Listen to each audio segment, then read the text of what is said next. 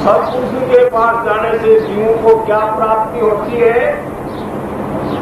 सत्पुरुषों के पास जाने से सुमति का नाश हो जाता है और सुमति की प्राप्ति होता है। आप लोग जानते हैं सुमति का काम क्या है और कुमति का काम क्या है। जब आदमी के बीच में कुमति आज प्रकट होती है तो मायने कोई विचार यानी मतलब ओछा विचार नीचा विचार प्रकट होते हैं और जब जाकर के सुमति प्रकट होती है जो मुसाफिर देख शांति हो उन्हें ऊपर नहीं देखना है, विचारों को ऊंचा देखना है, यानी विचारा नीचा नहीं गिराना है, ऊंचा उठाना है। लेकिन इस वास्ते सुमति का काम है शुभ कर्म करना और सुमति का काम है अशुभ कर्म करना। अशुभ कर्मों का भोग है दुख है और शुभ कर्मों का भोग है सुख। ये आप जानते हो सुख के वास्ते हर एक इंसान को कितनी प्रकार की उनको यानी मतलब से कहाँ का जाना पड़ता है और कई प्रकार की प्रयास करनी पड़ती है। क्यों? सुख के वास्ते आदमी सोचता है मैं धनवान बन जाऊं, सुखी बन जाऊं, मैं कोई पद पर पद पानी ऊंचा ऊंचा तो मैं सुखी बन जाऊं। लेकिन मैं बार बार कहता हूं कि कोई पद में सुखी नहीं होती, जो पद है उसमें जुमावा भी होता है और धनवान होने से कोई सुखी नहीं होता। ये नहीं जाना चाहिए हम धनवान बन रहे तो सुखी बन रहे हैं, नहीं। कहे रात के रात का दुख बेरी जो लेता है दवा राजा बन गए, लेकिन कभी चीन कभी पाकिस्तान कभी रूस यानी अटैक कर देते हैं। अब वो राजा के समस्या आ जाती है सामने के मैं दूसरे कैसे का मतलब है शांति, शांति नहीं। राजा भी बन गए लेकिन शांति नहीं। रात के रात का दुख बेड़ी तो लेता है दबाए, धनदारी के धन का दुख जोर तो ले जाए सुना है। धनवान हो गए आप लोग सोचते हो बेटू का तो मतलब इंदा वो पुल से कितनी जगह है। मैं भी कभी आप सोचते हो तो मैं भी उतर गया तो घरवाली उनको इतनी जाने मतलब प्रबंधी क्या कर रहा है, लेकिन उनके धड़कन रहती है कि कभी मेरा माल पूरा नहीं है।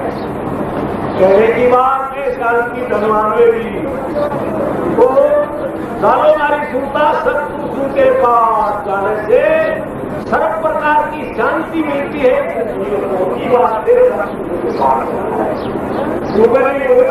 अंधेरा कहा ऐसा है कि गाँव में कुछ खेल जाए चाहे किसी जिले में खेल जाए कोई दूर में खेल जाए जहाँ कुछ खेलेगी और वहाँ खड़े खेला होगा और खड़े का काम है नाश करना। वास्ते सब दिन को शांति मिलती है महापुरुषों की जहाँ सत्संग होती है और सत्संग मिलना बहुत महापुरुष ने दुर्लभ बताया। कैसे हमारे गीताराम जी सरपंच आपको बेली आपको सुना रहे थे, कहे प्रेम भक्तों इस संसार में पद भी मिल सकता है और जितने भी भोग पदार्थ है वे सब इंसान को मिल सकता है। इसको मिल सकता है भागी को, लेकिन ये सत्संग और हरि की कथा किसी बड़ भागी को मिलता है। वास्ते जिसे नगर का, जिसे घर का, जिसे गांव का अच्छा भाव और भगवान की पूर्ण कृपा हुए, वहां हरि चर्चा और संतु का आवागमन होता है। जहां संतु की सत्संग होती है, वहां महापुरुषों के शब्दों की वर्षा होती है। वर्षा होने से क्या होता है कि कई प्रकार के उनके कीटाणु होते हैं, वो कीटाणु नष्ट हो जाते हैं उनकी भूमिका। हमारी सुनता सत्पुरुषों के पास, सत्पुरुषों की महिमा सुन के मन में भय उल्लास, भया उल्लास, कल्पना मिट्टी दिल से होती है पूर्ण विश्वास। यानी महापुरुषों के किए हुए वचनों को और बताए हुए नियमों को अपने को पालन करना, उन पर पूरा दृढ़ विश्वास होना, ये बात सत्य है।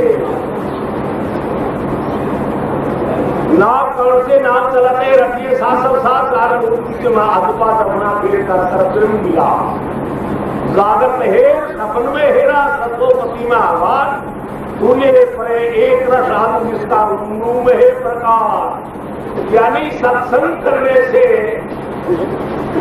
भूत भविष्य वर्तमान निराकार साकार की जान हो जाती है। निराकार शक्ति कैसे और साकार कैसे पाते, एक कैसे माना जाता है और दो कैसे माना जाता है। वो निराकार और साकार, ये वो क्या हो जाता है। निराकार सत्य है तो क्या है, साकार है तो क्या है, ये वो क्या होता है सत्संग के बारे में। भूत भविष्य वर्तमान तीन बात का बोध हो जाता है। कहाँ सत्संग करने से पीछे हम क्या, वर्तमान में क्या है, आगे भविष्य में क्या होगा, ये वो इतना ज्ञान का होता है सत्संग के द्वारा। लेकिन मंडल में देवी राजा रचे लोकाराज राम बदल रूपवत पद, ये जो पद है ये महाराज के श्री मुख से ही श्री को प्राप्त हो।